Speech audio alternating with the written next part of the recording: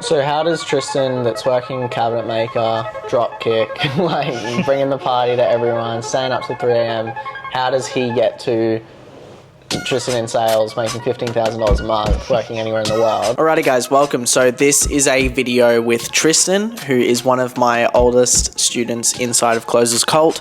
We've been working together for just under 8 months, I believe now.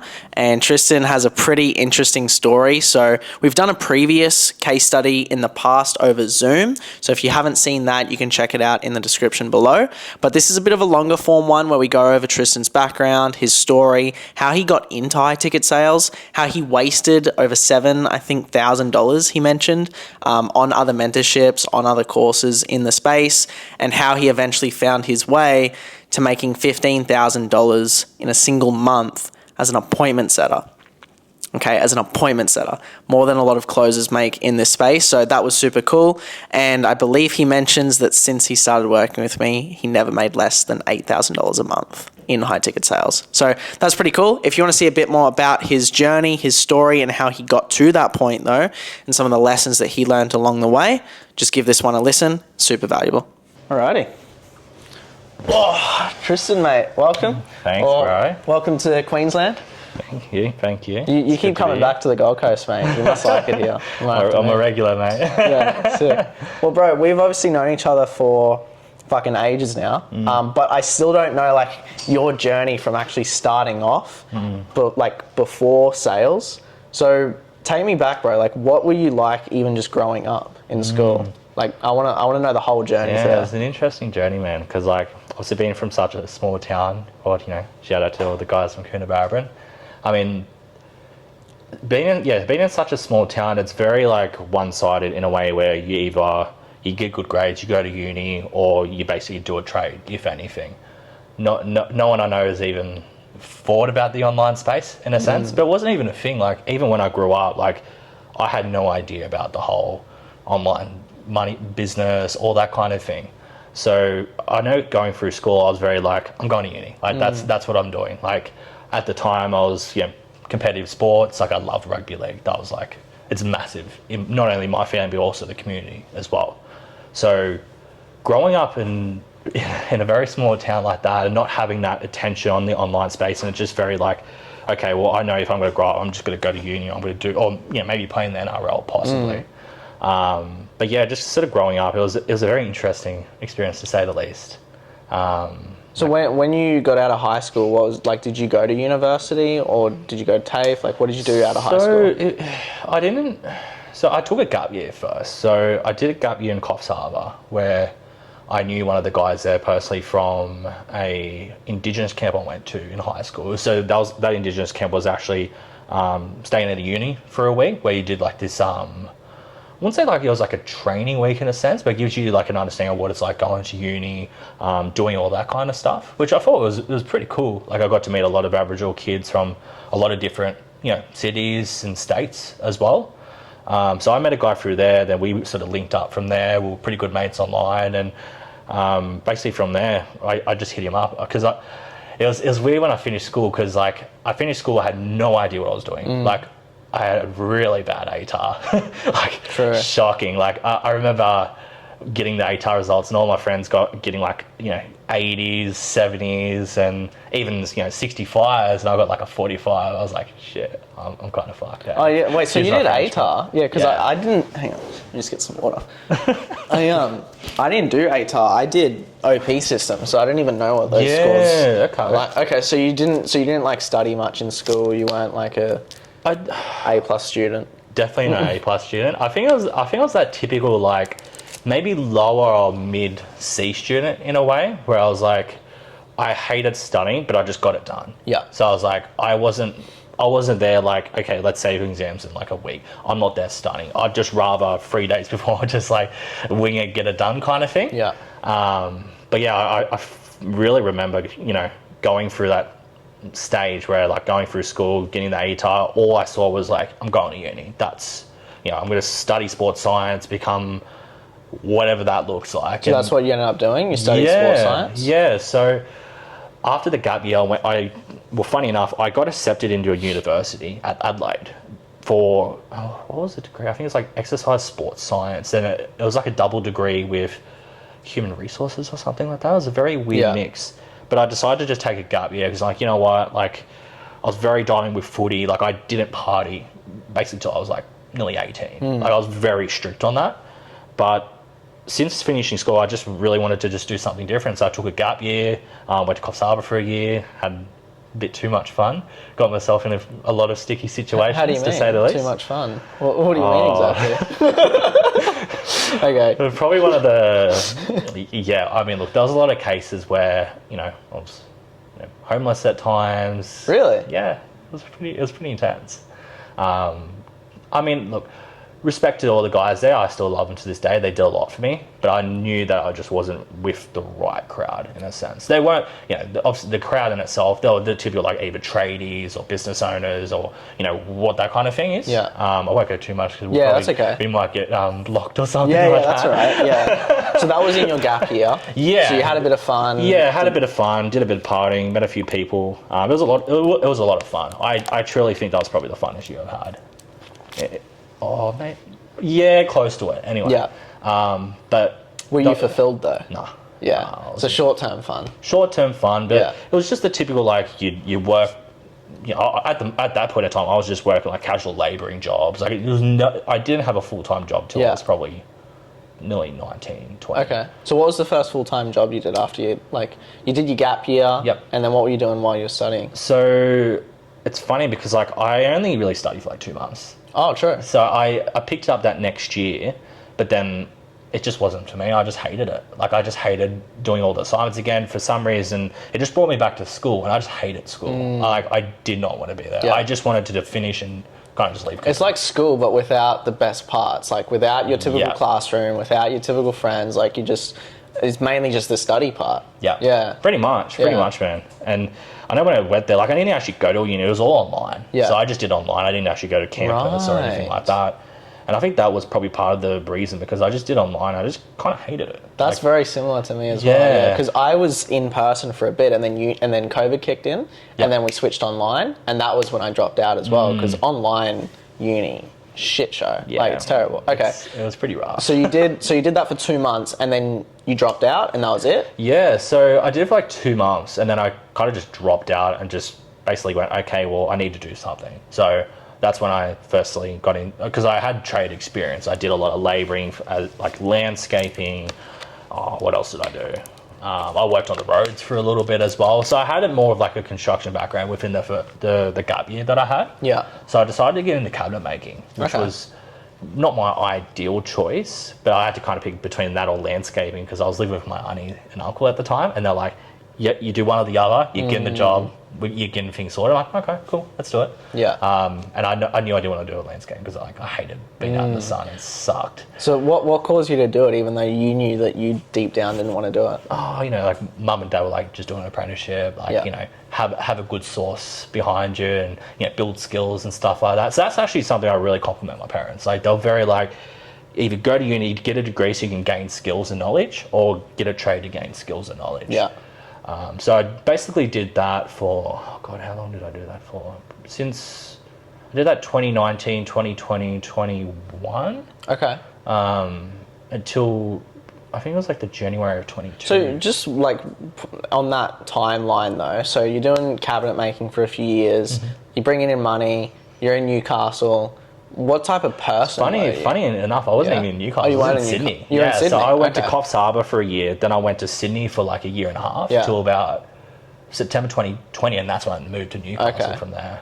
So what type of person were you though? Like what sort of character were you? If your friends were to describe you. Absolute drop kick. Oh really? Yeah, I was, an absolute drop kick. Because you do not seem like a dropkick right now. Like you seem mature, sophisticated. I had to do like- a lot of work, man. Yeah. Like, I think I know this might sound a bit corny, but like Yeah. when you do get a partner, it does settle you down a lot, Yeah. and you have to mature because you can't be an idiot when Yeah. you've got a partner. You have to show a level of respect, and you have to just be the partner for your partner as Yeah. well. So I think that's where a lot of growing up came. Yeah. Where even when my partner first met me, I was still an absolute dropkick, going on like benders every weekend, just hanging around like, good guys, but just always getting on every weekend. Yeah, different And moments, yeah. It just wasn't a good lifestyle. Like, So did she meet you in that period while Yeah. you were that type of person? yeah, Oh, interesting. yeah, she did. Okay. Yeah, she probably met me at the worst time. Too. Like Yeah. I was pretty bad there. Okay. Like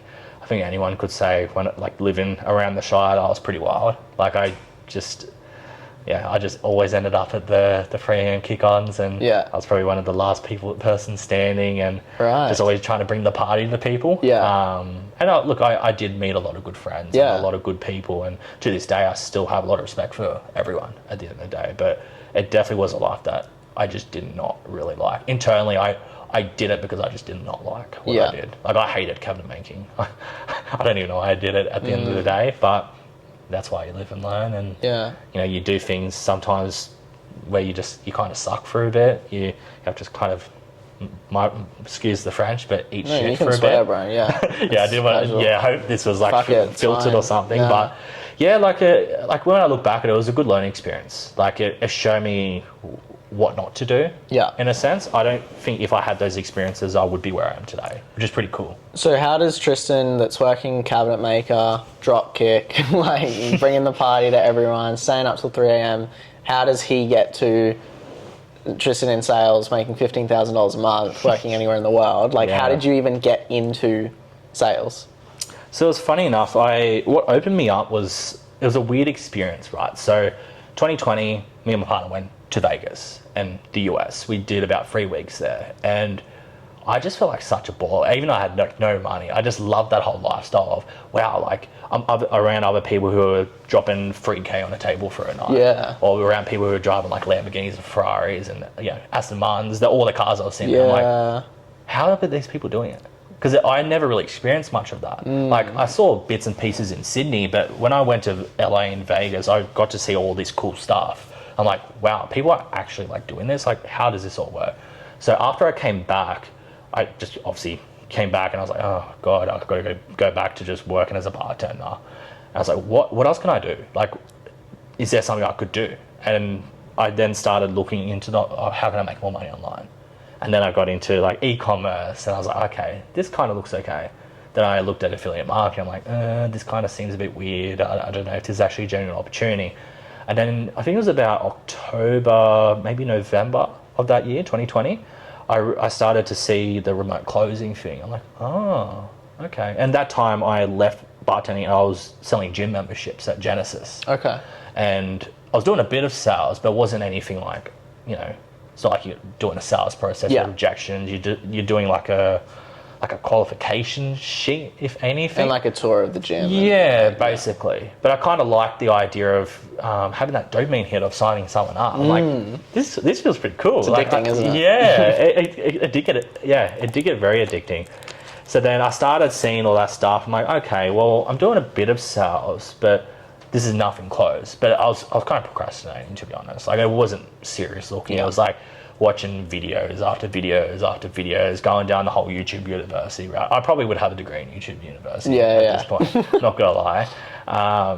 I think nothing really changed until probably February 2023, Okay. where I went from Genesis to working for a personal training studio where I was actually in the living, breathing thick of it. Okay. Like I know there's something that Matt Ryder used to do for a very long time, selling in-person gym memberships, like just doing consultation after consultation after consultation. And that's what I was doing for a good 6 months, from December to May 2023. Right. Just nothing, like 9 hours a day, just like back-to-back fitness So consultations. you built up the rejection muscle for sure. Yeah, doing that. yeah. Okay. I wasn't anything crash shot, but I did know how to objection most things not to the extent that I know now, but back then it was like I learned Alex Hormozi style of the closer formula. So I was very addicted to that. So I kind of was pointing people in that sort of process, and it was a lot of fun. I really, really enjoyed it, and I even at one point, I think one week I did like 26 sales in a week. And I'm like, Right. this is cool. Yeah. I did like, what was it? I think it was like $900 commissions for like 26 signups, which is look compared to now, bro. compared to now in one Crazy. sale. But even then, I'm like, this is cool. Yeah. Like I like this. Like this is pretty cool. Yeah. But then I got to a period where I'm like, I hit that And that was probably one of the worst things that happened in a sense, because it made me realize I hit a cap. I can't make any more. Like, that's all I could hit.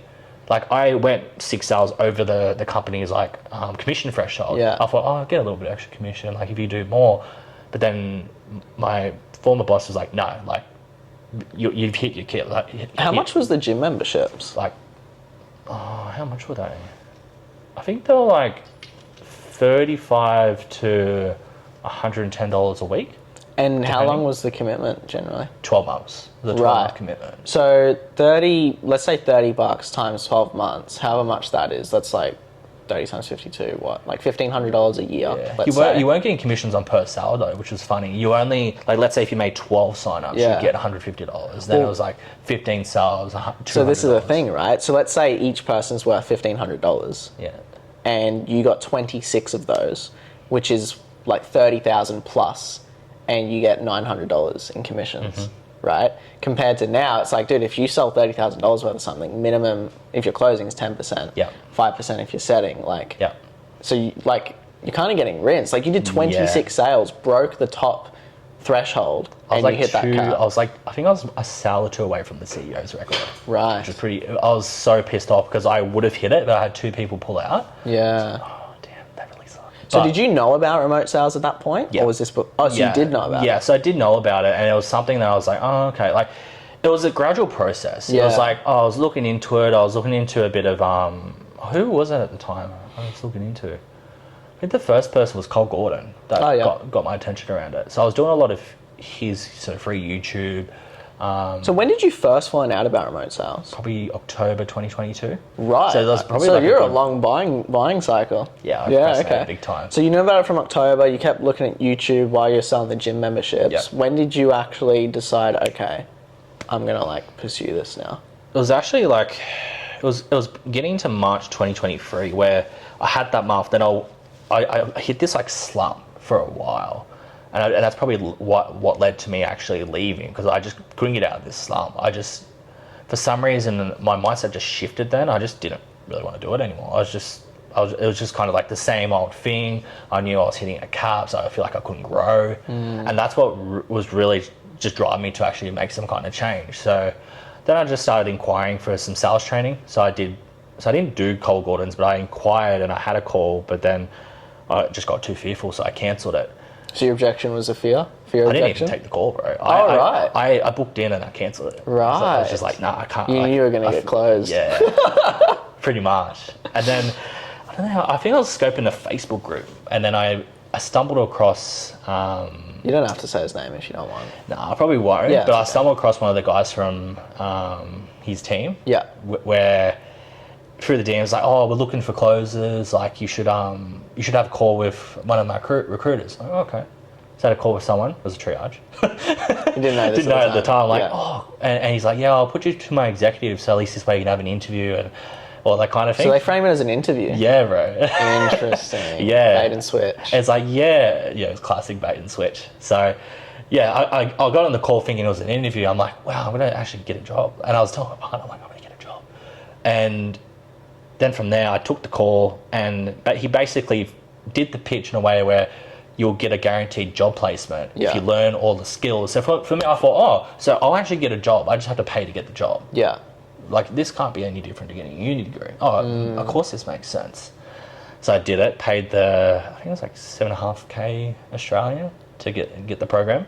Got it from there, then, it was all kind of history from there. So walk me through that. Like, so you join, then what? Like, you started going to So I calls, joined, or? started going to like all the coaching calls. They kind of did like a university. It was actually kind of cool how they did it internally. Yeah. So it's like you progress through stages. So you do all the appointment setting, then you do this like training call where they role play with you. Okay. And they pass you if you're good enough. Yeah. And they actually knocked me back twice in the appointment setting side. They're like, no, you got to work on this and this and this, and then come back and we'll do another like roll call, a mock call. So you're doing this training while you're selling the gym memberships? Yep. Okay, cool. Yep. So I was doing it at the same time. Then I kept doing that. Then once I progressed from the appointment setting training in the actual course, I went to the closing. Passed that, got certified or whatever. Yeah. So how long did it take you to get certified? Probably like a month. Okay. Yeah, it didn't take too long. Some people took longer, but I just wanted to get it all done because I just wanted the job. Yeah. then it got to a point where I, was certified. I got the certificate or whatever. Yeah. Like, wow, I'm a certified closer. Let's go. Yeah.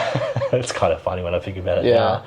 now. And then that's when they started the recruitment process. But then I started looking on the offers, and I'm like, what the hell is this? This is not what I want to sell. It was not like fitness or. What gave you that impression? It was just like some of the offers that you're getting offered. It was like dog products. Or the other one was like Christian training. Then there was another one. It was like I can't even remember the second one, but those ones were clear. It was like a dog product training where it was like $2,000 for like this dog training package. I'm like, I don't really want to do that.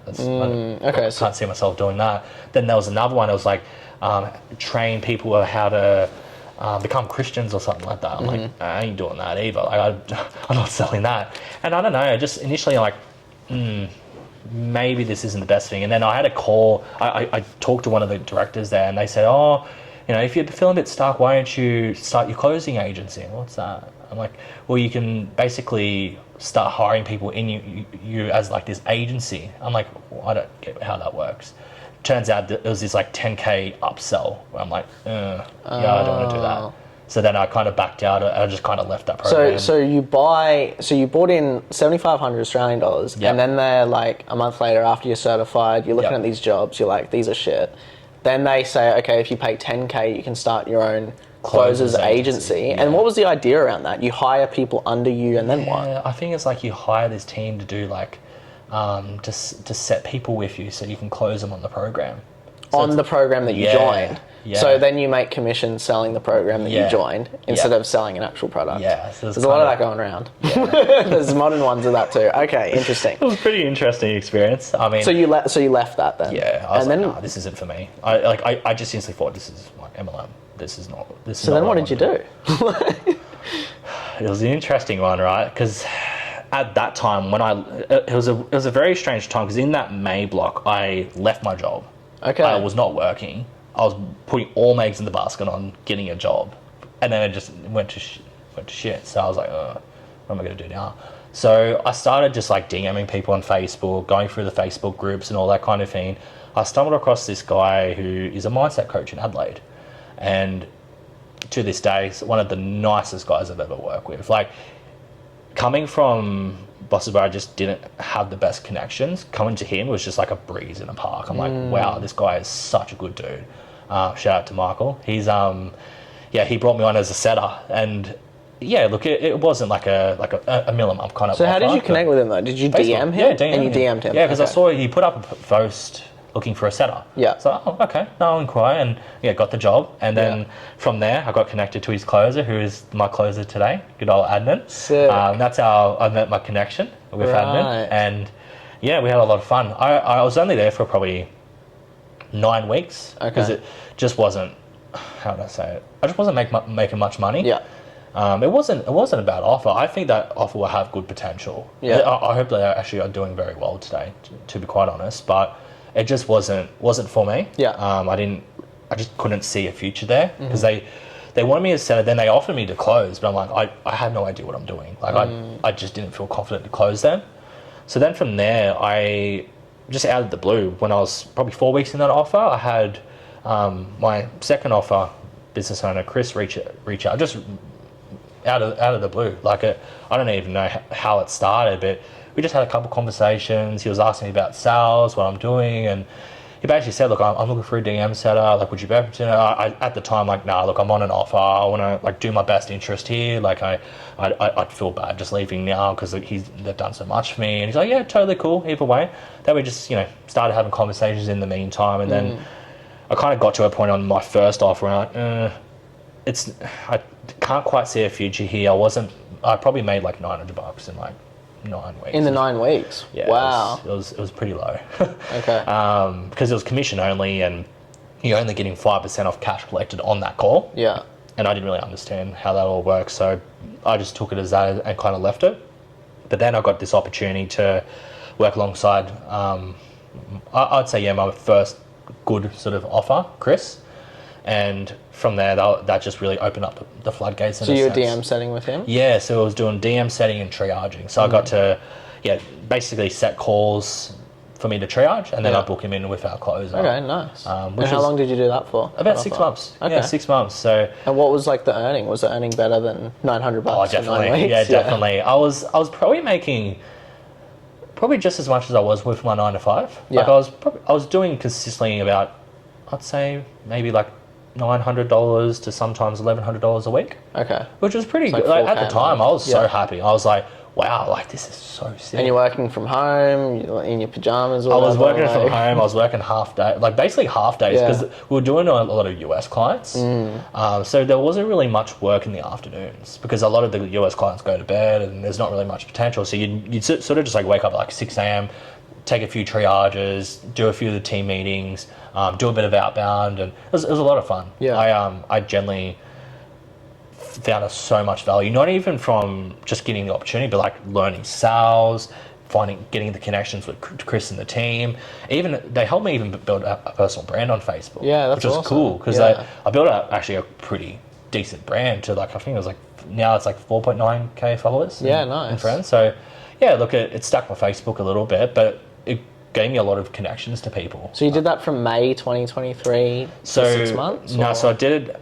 I joined my first offer in. So the first offer I did in June. I was there 2023. till about August. And then August for 6 months with Chris? Yeah, August till Okay. about February last year. I was Yeah, with yeah, Chris. nice. Okay.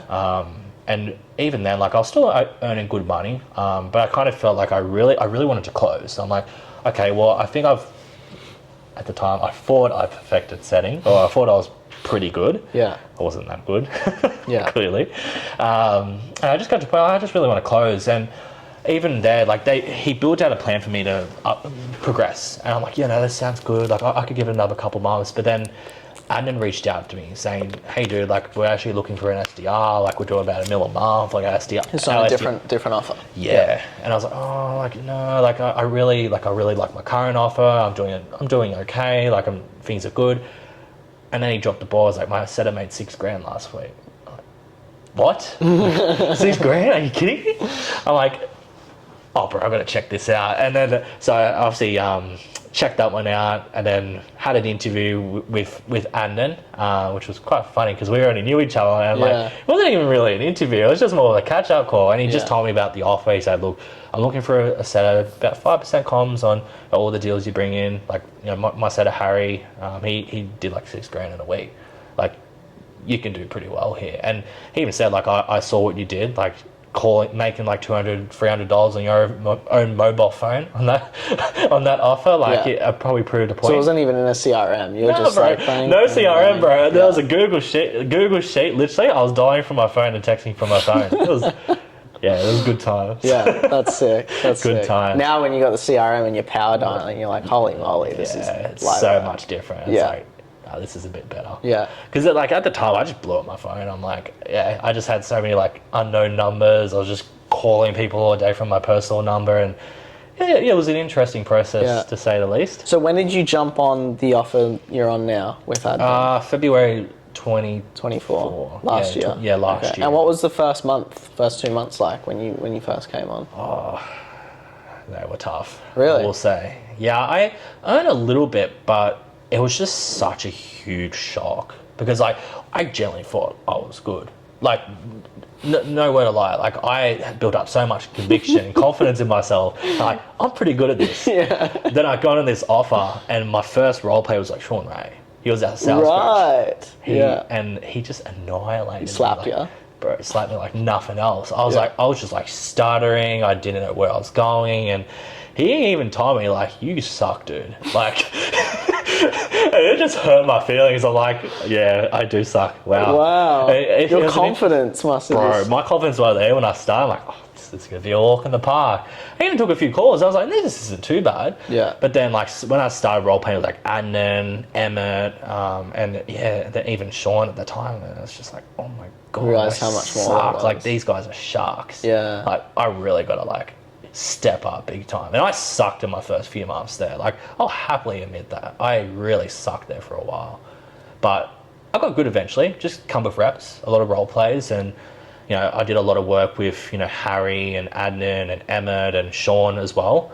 Even a lot with the other closer, Jared, and even Sasha too. Like he did a lot of good role plays, gave me a lot of solid feedback to work on, and I just obviously just took it all. I was like, you know what, I can do two things. I could walk away because this is too hard, or I could just take on the feedback, adapt, and learn. Yeah, and, nice. And that's what I did, and I got to a point where, you know, I was doing mostly outbound for probably my first 5 months there. Yeah, I'd say. What was the income like in your first few months there? Probably as you were ramping up.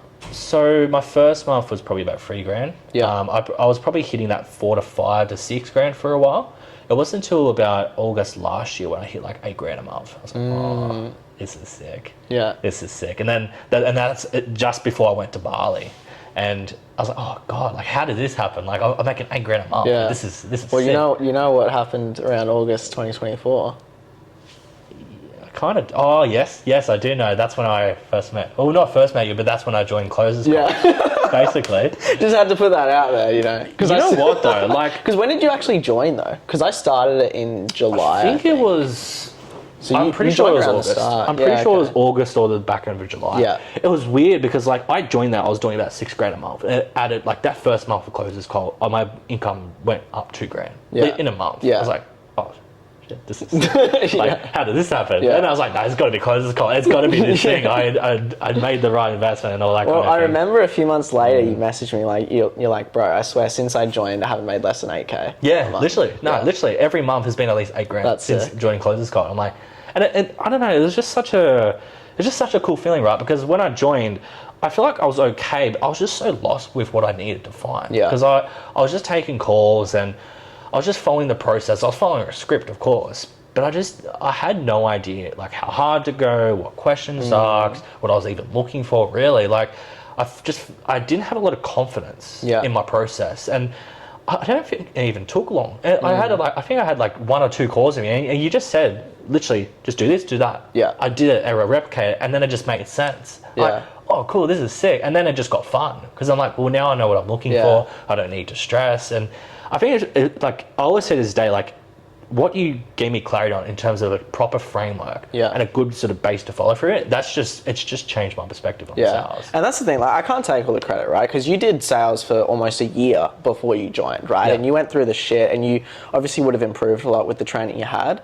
I think it's with like any mentor though, when someone can just look at your calls or look at your process and just be like, oh sweet, you're good at this, just fix these 2 things. Yeah. It's like oftentimes it's less, we don't need to make these drastic changes, it's just making the right changes. And that's what I was doing because I was trying to, like, I saw our Emmett side, I saw our Adnan side. I'm like, oh, I'll use this fancy question, I'll use that fancy question, I can use this, I can use that. And I know that they did teach me, like, how to sort of work it, but for some reason, I don't know, there's just something, like, not working in a sense. And I feel like since then, that's when it just stepped up. Yeah, that's and sick. I think just having different opinions but molding into one process is just it's just made it so much easier. And I always say, like, take the best from everyone, right? Like, Yeah. take the best from Emmett, take the best from Adam, take the best from me, leave the worst out of each and merge it with who you are as a person. Like, I know on role plays I've said to you probably like, hey bro, sound like yourself for a sec, you know? Because it's very easy to like just completely follow how other people speak and mimic it. Bro, it was so embarrassing. I went through stages where I used to sell like on my last offer. I used to try and sell like Chris, like real hot. Like he had this like he sells so cool. He's like smooth criminal kind of thing. But I like the way he was so conversational with it. And I tried to replicate that, and it worked to an extent. But I kind of felt like I was trying to copy him, and it just didn't seem natural to me. Yeah. And then when I started Ecom Capital, I started trying to sell like Jeremy. Yeah. Yeah, as people do. And Do oh my you god. like what you're doing? Bro, oh my god! I listened to one call back in April, and I was like, I put the pause on the impact. It's like, is this had a impact? And it did not land. Like the guy's like, you're trying to sell me. I'm like, yep. Yeah. It was so bad, bro. I'm like, when I look back, I'm like, what was I thinking? Yeah. But these are the things you go through, right? Yeah. Like you go through the trials and tribulations and the errors and the mistakes to just mold where you are today in that sense. That's it. Okay, so like August, you're like, okay, sick, 8K, and then what was like after that, like September, October, November? Because it just kind of kept going up. It did. It flatlined a little bit, but it never went under 8. So even when I went to Bali, I worked like part time for like 2-3 weeks. Yeah. And I remember that my week in Bali, I did like 100 grand week in sales. Fucking Like Andan just like was slapping in mastermind after mastermind after mastermind. Like, oh my god, I'm sitting there in the villa. I'm like, I'm about to go fins. Like, we're just gonna have a bloody ball. I bought the bloody like $300 cigar. I was like, I'm living it. I remember you texting me. You're like, bro, Bali's sick, because that was just after I left. I was like, oh mate, have fun. Bro, Bali is it's pretty cool. Yeah. Like, it's so much fun there. Yeah. Like going around on a little moped and just being in like such a cool environment. And bro, It's so making cool. more than like we forget, because of who we surround ourselves with. I forget what the average job is actually like. Like, not to shit on it, right? Because I don't like when people go, oh, 9 to 5 this, 9 to 5 that. Like, you know, not everyone's blessed to have the opportunities we had.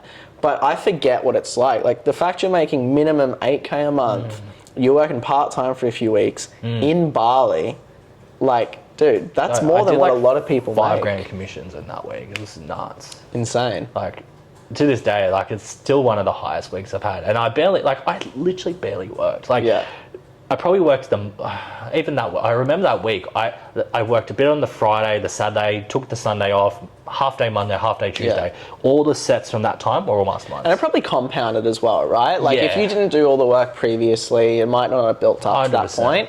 And sometimes you have a week where it all just comes together, but that would have been such a high. I think environment's pretty cool. Right? Yeah. Like, being in a different environment, in a different country, let alone, there's this, like, I like to say it was just different feeling. There's different aura. It's different frequency. Yeah, 100%. you operate just so like confidently. Yeah. Whereas like when I'm at home, it's still good. Like I work from home, it's cool, but it's just not the same. Like even working here, working in the Gold Coast, working in an apartment that looks over the water, or working in a villa in Bali where the pool's just right there. Yeah. Like it's kind of surreal. 100%. And I know I'm not as grateful sometimes. I don't take it all in as much as I do, but it's pretty cool knowing that you can literally work anywhere. You get used to it, right? It becomes your normal. But that's why I always think, like, investing in a nice place, like you're staying at one of the nicest places here in the Gold Coast. And it's like, it costs a bit extra, but if you wake up inspired every day, you look out at the view and you're like, oh yeah, this is sick. Like, 100%. That helps you make more money. You just start thinking differently. Well, to put in perspective, the last 2 days I probably made $2 grand. I made back what I've spent this week. Yeah. So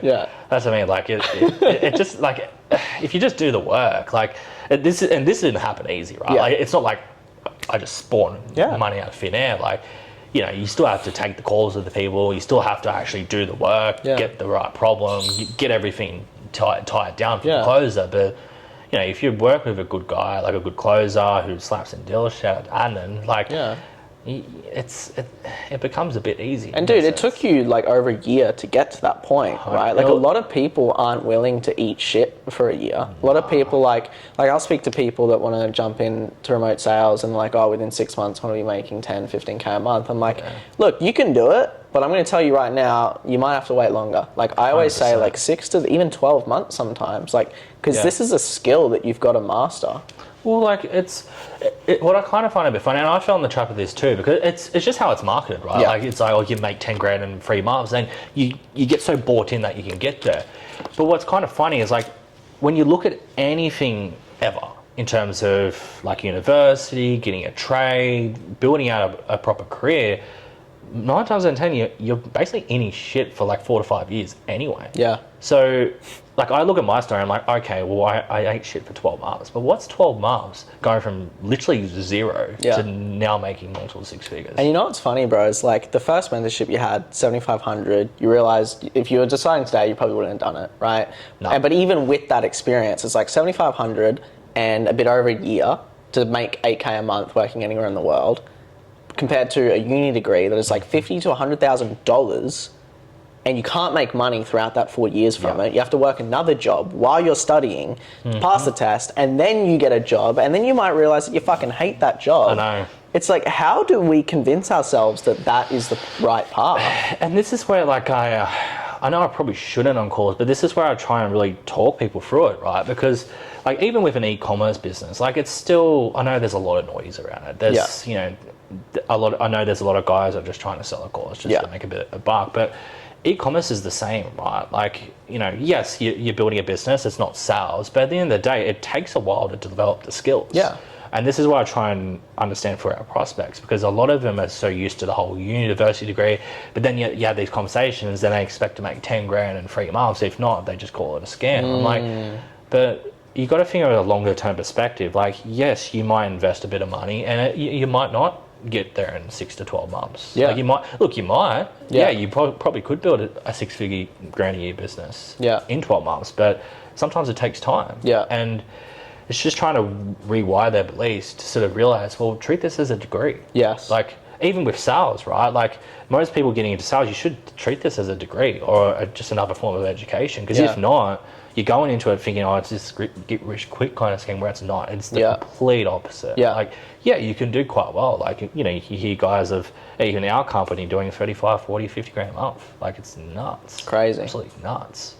But then on the flip side of that, it's like these guys, it's taken them a few years, but in what other degree or university or trade can you make even 10 to 15 grand a month within 12 to 2 years? Yeah. Like, it's pretty nuts. And it's what sales does for you outside of even just a job. Like, we were talking about this at coffee before. It's like sales is like the vehicle to get financial, time, remote location freedom, right? Yeah. But then it's like you got all the other aspects, like your confidence, your relationships, things like that. Like, how has sales improved the other areas of your life outside of just making money and, you know, having your time? It's been interesting because you see the world different, I feel. Like, I know it's kind of weird, but it's like, even when you go down to the shops, right, it's like, it's so interesting because you go to Maya or David Jones, like, oh, how can I help you? You kind of pull back a little bit. You kind of wish you could say, why don't you say it like this? Like, I know, I've been so close at times where I had this situation on Sunday with Talia, and we went to David Jones, and someone came up to us like, can I help you guys? And I just said, oh yeah, we're just having a bit of a look, you know? And then she just walked away. I'm like, I went to Talia, I'm like, why didn't she just ask what we were looking for? Like, it's just so weird. It's like people, like the normal rep or sales rep, they're taught like it's just such weird ways of doing things. Where that's why I really like the whole Jeremy Miner training, because like, some people think it's robotic. I generally think it works like a treat. Like, have you found what you're looking for? Or are you still looking? Like, if they ask that at the shop, I guarantee they'll double their profits. So my thing with Jeremy, right, because I give him a lot of shit, but as like what his script and his process and the words and all that, I think it's great. Like, it's great training. It clearly works. There's a lot of people that have made it work. The thing that I don't like is, I don't think, one, he's a real person. Like, it sounds wild. Like, I don't know. I look at him. I go, is that Jeremy? Like, I don't see an authentic person there. If I'm being real, right? And it's like, now, can he sell? Yeah, absolutely. But if someone tries to sound like him, just like you were saying, if you try and take how he sounds and how he talks too far without sounding like yourself, then you'll lose that authenticity 100%. And people know what you're doing. That's my biggest gripe. And like, some of the questions, I think, are a bit redundant, but his training definitely works, or there wouldn't be people with the results they have from it. Like, I really like him. I mean, I've always been fond when I was even doing my YouTube university stage, like, doing a lot of Jeremy Miner's training was pretty helpful, because it's like, okay, well, like, I haven't even been through his training, but like, I kind of know what it's all about in a sense. I don't want to sit here and say, oh, I know how to break it down like a mask. Like, definitely not. Not like some of the killers there. That's why I'm such a big fan of Matt Ryder, and I give a lot of credit to him, because like, he's taken that process and he mixed it with his own personality while staying authentic, while still sounding like him. I think that's the dream. Like, 100%. If you can do that, and with any trainer, I always say, even with me, like, don't sound like me. Take the best parts, make it your own. I think that's when you create that spark. But no, it's cool, bro. So you had that 8K month and it kind of fluctuated up and down. What's like the biggest month you've hit, like, in sales? Still the 15.5. 15.5K. Pure commissions, pure profit. No overheads. No marketing expenses. No. That's sick. it. It was 15 grand a month profit. When you actually hit the 15K mark, because that's obviously a milestone, it's a round number, did it feel any different? Like, did you actually feel a certain way? Not really. Look, yes and no. Like, yes in the way, like, wow, like, this actually happened. Like, I never thought I'd hit a 15 grand a month. I thought, okay, if I can hit a 10 grand a month setting, that's pretty cool. But hitting a 15.5 grand a month, I was like, wow. Like, Appointment setting. Yeah, I don't. That's know. more than a lot of closes. Well, most like the average setter makes $5,000 a month. Yeah, yeah, Like it's pretty nuts that you literally doubled that. I'm like, oh, I might be okay at this. Hey. yeah. It was pretty cool. Like Yeah. I remember that month. Like that's where we, me, Tully, and Jackson, Zen, and all the boys, we got together in Brisbane and had a bit of fun. Yeah, like, that's so sick. yeah, it was off the back of that month. I was just like, yeah, I'm gonna treat myself. So That's so I did a lot of things though off the back of it. Like when I had multiple steak dinners, of course, 'cause as you do. Yeah. Got this watch, the PRX, which is Sick. nice little treat. This is a milestone watch for that $15,000. I'm like, yeah, no, I was gonna do it for my $10,000 a month, get like a milestone, like do something as like a milestone gift. Yeah. But I think the $15,000 a month, look, that actually makes sense. Yeah. I'll do it. So I didn't spend too much. It was only like $600 watch, but still, when I look at it, it just means you earned that. Like it's a milestone. Symbolic. In a sense. And that's what I'll always do. Like every time I hit a milestone in terms of like $50,000 a month, $100,000 a month, $200,000 a month, $500,000 a month, $1 million a month, I'll just buy the watch that is required for that. That's sick, bro. Which would be good to tell a story Yeah. one day for sure. Well, the reason I ask about how do you feel is because I had the same thing. Every time I hit a milestone month, I actually don't feel anything when it happens because you become the person already that's like going to earn that type of money, and it's very gradual. Like the day-to-day changes of you putting in the work, of you improving your skill set, like so that by the time it actually happens, you're like, oh yeah, this was coming. Yeah. It's gradual, but people think when you hit your first 10K month, your first 15K month, it's going to be like this wild thing. It's actually not. It's and not. it's the same the more you go. Even is. as you hit 20, 30, 40, like it's always the same. You're always expecting it by the time it actually This comes. is where I did get a bit, I wouldn't say lost, but I for a while that like at least for a month or two coming in from like December and January, like they were interesting months because I hit everything I wanted. Like I generally was like, well, I don't know what I want to do next. Like I'm like, yeah, $30,000 a month would be cool, but I set out when I first started sales, I just wanted to work from home and I just wanted to make $10,000 a month. If I did that, that's it. Like that's all I wanted. And now the like, goalpost move. yeah, and now like I've hit it. It's like, well, what's next? Yeah, yeah. And then I kind of got a bit lost in a sense because I'm like, I actually don't know what I want. Yeah. So I lost a lot of my purpose in a way. So December, like it dropped a little bit. Like, but I've been able to maintain at least $10,000 a month That's sick. since November, which is still pretty good. Yeah. Like I'm happy with it, but then I'm also not. How is that? I'm happy, but I'm not like complacent with it. Yeah, Like, and I that's want the to do best way better. to be. Yeah, 100%. And that's where I was good, like this month, like getting close to that 15 again. Yeah. I was like, okay, this is good. Let's replicate it next month and see where we can go better and get to 16. Yeah, 100%. Well, 20, bro. That's what 20. I'm thinking for you. I know. That's what I'm like. Yeah, if I could do a $20,000 a month setter, how's that for a case? Bro, and then you'll hit it and you'll be like, all right, how do I hit 30? No, but just going back for a sec, because we already did like a case study, we already did an interview, so I don't want to stay on it too long. But, and like I said, I can't take all the credit because obviously you put in the fucking work and you used it in the right way. But what were some of the key things that like actually helped you dial in the process from a skills perspective? Like when we were doing the trainings, when you were coming to the role plays, the core reviews, what were some of the biggest learnings you had that actually helped you like consistently hit above 8K a month? For me, it was clarity on what you're looking for in each stage, because you can have all the fancy questions you want, or you can have this script of all these different questions, but you have no idea what you're looking for. Yeah.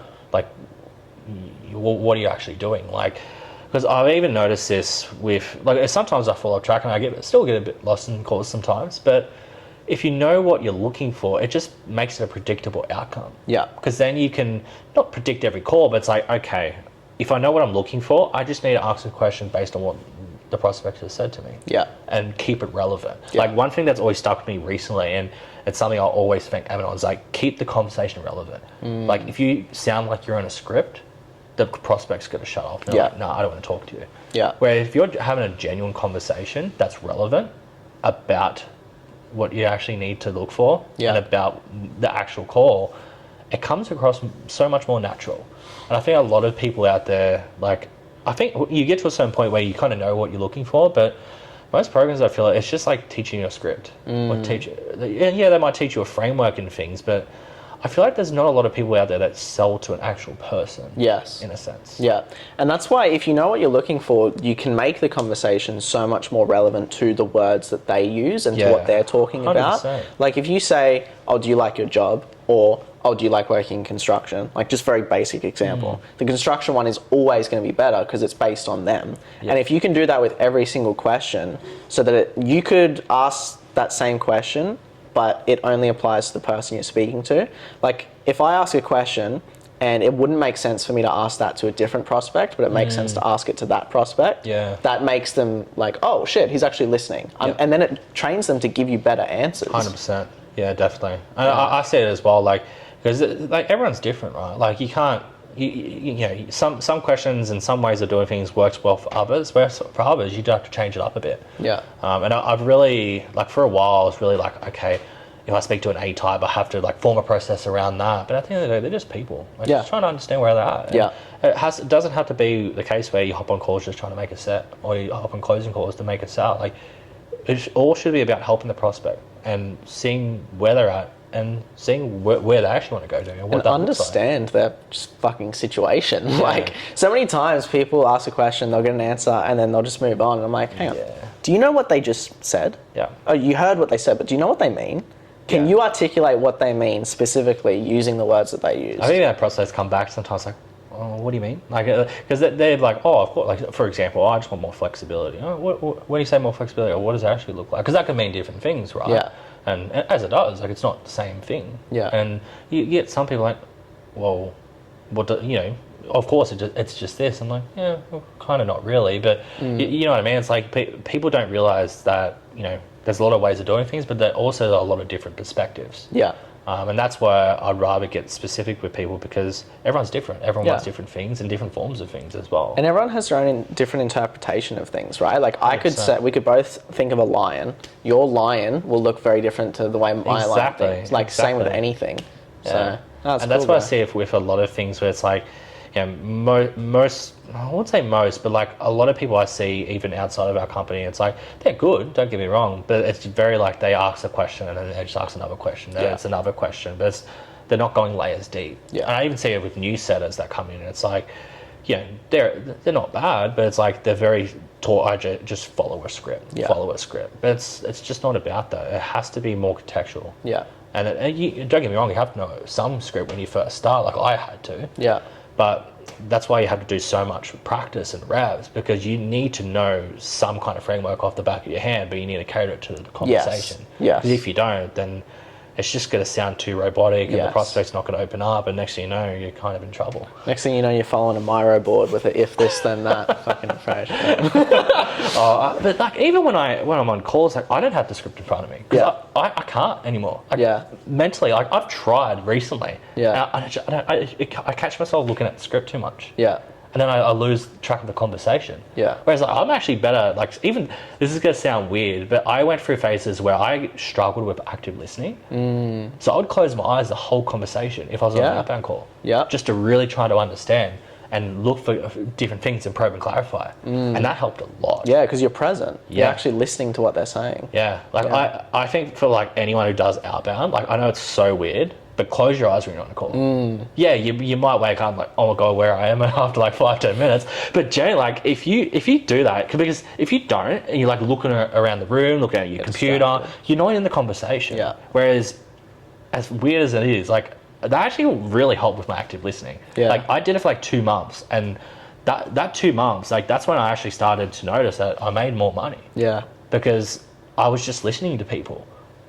And like I just honestly thought that was just one of the biggest drivers behind it. Like, That's sick. Not the reason why I am where I am, but it really helped with my listening. It all adds up, right? And I think listening is just such a crucial thing. Like you have to just listen because if you don't, you get like prospects actually tell you most of the time what the problems are. Yeah. But we just don't listen for it. Yeah. And I even do like call reviews with the SDRs. It's like, you missed this one thing. Like that, you didn't probe and clarify on that one thing. That's why they did that. And it's cool to look back, like even when I'm reviewing calls and I'm like, oh, hang on, what did you miss? Oh, yeah, I missed that. I still miss things too. Like, oh my God, I had a situation like that yesterday, just like, oh. It's so bad. It's interesting. Like even with experience, you still still fuck up. Yeah, like of course. it's not like even for most, like, you get to a point, make 10, 15 grand a month as an SDR, but I still have shockers. Like I still have pretty bad calls sometimes. Yeah.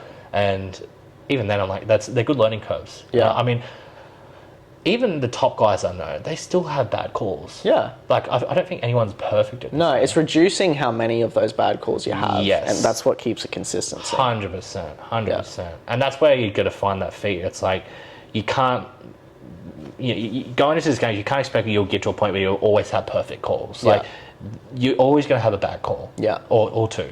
But it's just how you react from that.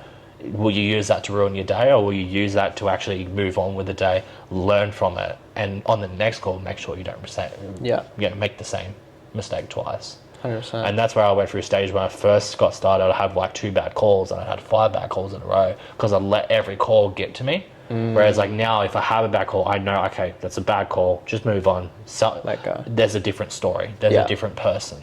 It's not going to be the same person. Yeah. Because you take that energy into the next one, you're fucked. 100%. Yeah. And that's something that I feel like I've developed very well now. So now when I start moving into closing, when I'm taking back-to-back calls, it can't So creep up, important. Yeah. which is, good little learning curve for sure that I've learned along the way. And I'll always recommend anyone just like try to just detach yourself from bad calls, because if you even like in call reviews, right? Like I review my best calls more than I do with my bad calls, because if I've noticed this with reps that come in the company, they just always review their bad calls, and they're always in this state of like gap. Yeah. Because it's like, I'm always reviewing. Not the bad acknowledging calls. what they're doing well. Exactly. Yeah. And then they kind of get lost. Like I got lost in stages where I was always just reviewing my bad calls, and I noticed that I just felt like I wasn't getting better, because I'm like, I'm always stuffing up, I'm always fucking up. Like this was such a bad call. But then I was even looking at the good calls. And then I started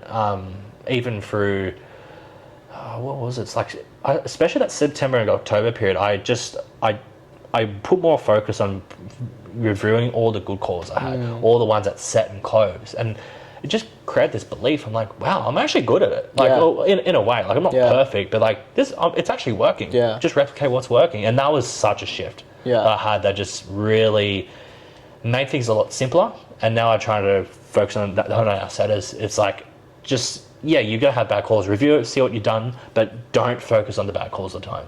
Focus on both. Yeah. Because you want to replicate, okay, where did you go wrong? Cool, fix it, move on. Yeah. But also look at your good calls to know what's working. Yeah. Because if you know what's working, you replicate that and get better. Yes. And then you can see it. It becomes real. Exactly. Yeah. Exactly. Cool, bro. Well, I think we got to go to Soak soon. We're gonna get ready for that. So. Yeah, it's something like that. But yeah, bro, it's been fucking awesome meeting you in person for how long we've been It's pretty good. talking. And yeah, bro, keen to go chill out and enjoy the rest of the Gold Coast while you're here. Yeah, go. And first of many. I know, it'll be good. I'll be coming up definitely more often, just to see the sights, have a bit of fun. But yeah, definitely looking forward to this next little cycle and the next couple months ahead. Next chapters. The next chapter's looking bright. It's looking good. Sick, bro. Yeah. Fucking thanks for coming on. Thank you, my man. It was good. Let's peace out. Awesome, guys. I hope you enjoyed that podcast with Tristan. Now, if you want more videos like this, click on the subscribe button below so that you let YouTube know that you want to see more of this high ticket sales content. And if you want to see me break down a $15,000 high ticket sales call that I personally did on an offer that is not my own, check the link in the description and click here if you want to see that full breakdown.